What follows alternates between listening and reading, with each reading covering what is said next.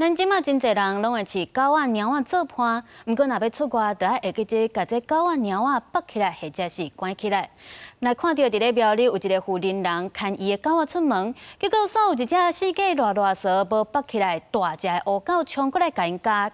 着伤送病院。这只乌狗的主人因为无把这乌狗绑起来，除了害人受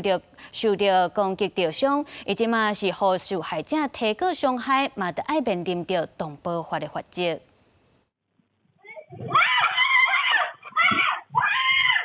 老太太叫甲真大声，听得出来当时有偌尔惊吓，本来都已经徛起来，佮叫大乌狗为后壁大力扭踹，老太太佮倒落坐落去，大只乌狗继续攻击，事后想到还佮心惊惊，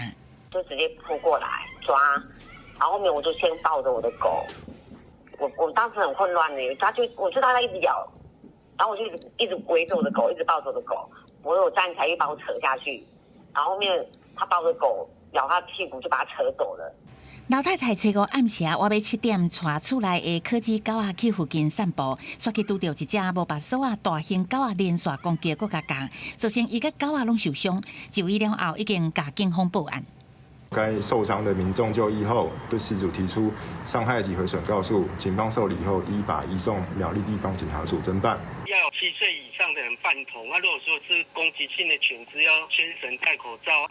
大只乌狗因为无人陪嘛无把手饲主除了互人告，嘛爱面临动保法规范。车人伫台北摇一只彼得犬雄雄跳出车窗，夹一个骑机车人，造成这个骑机车人受伤，所以饲主同款爱互人罚。有的是太大意了，他觉得说他在家里面不会这样子，但是我就觉得说，因为是猛犬，还有它是一只大型犬的话，那么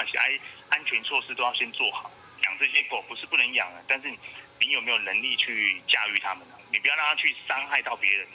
根据农业部推算，2023年全国家犬已经超过148万只。家犬行为训练师表示，饲狗仔需要人陪伴甲训练，若做家犬有影响到饲主还是别人的行为，像讲半暝一直吠攻击别人，建议都爱行为训练，无应该放外。记者综合报道。